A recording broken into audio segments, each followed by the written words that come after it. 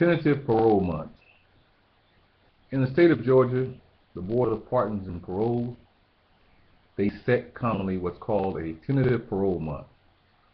A Tentative Parole Month is a month that is a projected or date that the parole board will possibly consider the inmate for parole. This date is not a date that is written in stone, nor is it mandatory that the person actually make parole on that date. This date is actually, I would say, that it's more so a hope or wishful date for the person to make parole. The tentative parole month is set by the parole examiners initially when they do their summary and evaluation of the case file and determine based on several factors as to whether or not the person should make parole at a particular time.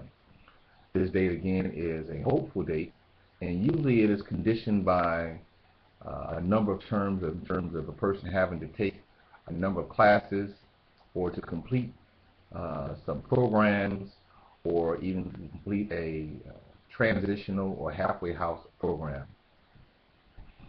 The parole board, in setting this date, they make it abundantly clear that parole is a privilege, not a right. So a person coming up or having a TPM, they should understand that they should still continue to work diligently to distinguish themselves, to do all they can do to show that they're a person that's worthy of making parole, and they will be a law-abiding citizen and not repeat the same crime in terms of coming back into the prison system. If a person does not make parole on their reconsideration, or excuse me, on their parole TPM, they will usually be given what's called a reconsideration date, the date in which the parole board states that they will reconsider the person, right? That time and when that date is could be anywhere from a year to 8 years, depending on the crime and the amount of time left that the person has. The parole board will continue to look at the inmate and see if he's completed classes. If they have completed classes, they also take into factors in terms of what is written in their file from the victims, what has been stated by the warden and the counselors and others that are around the inmate that can make input into their file and have an effect on whether or not the parole board will actually consider for parole.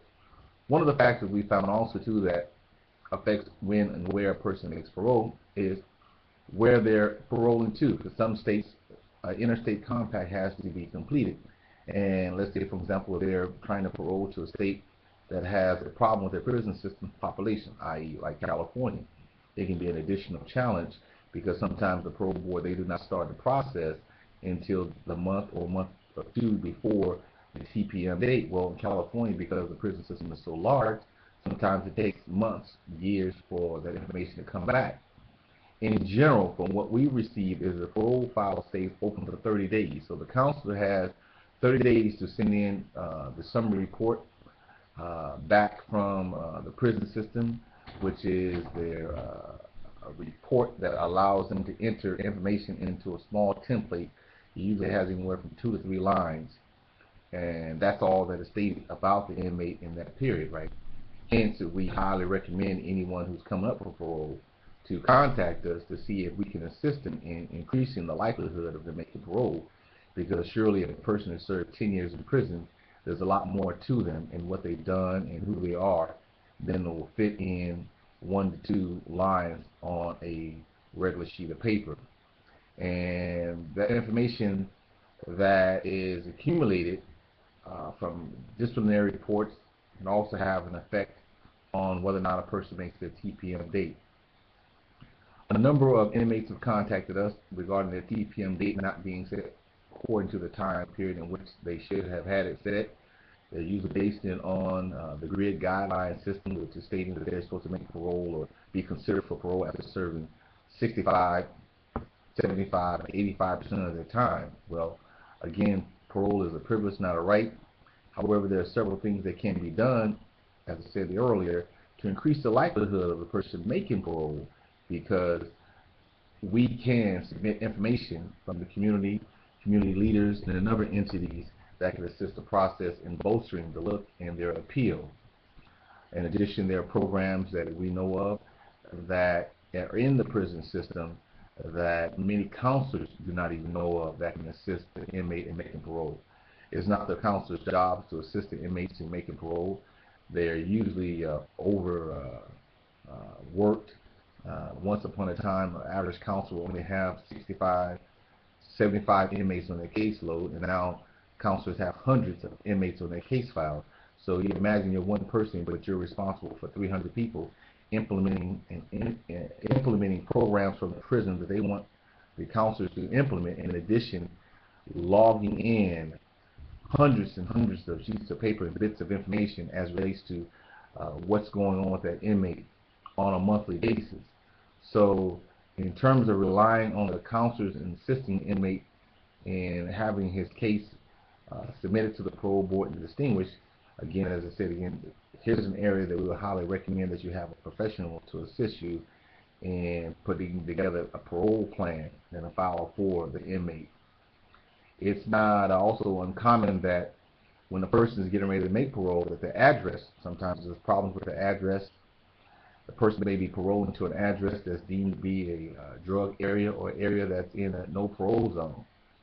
We've also seen where the address may be right, but it's Suite B instead of Suite A, and Suite B is the basement, the back side of the house.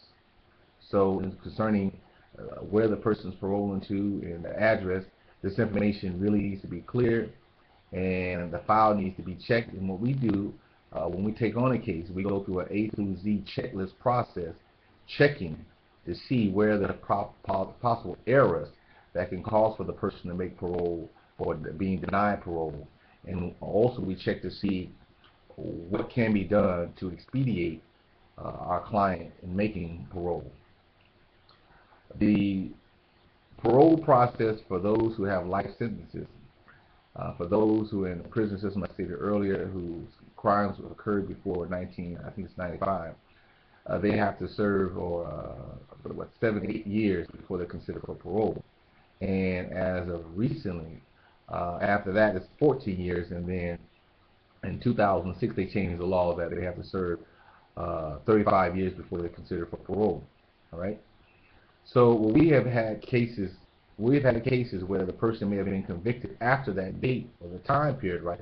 But the crime happened before, and we have found that the parole board, they have changed some of the policies and the application as relates to cases that when a person committed the crime versus when they got convicted. So that's another thing I would say that is highly recommended, that if you're trying to assist your loved one and they have a life sentence, that you contact us so we can dig into the details as to when their conviction date actually is.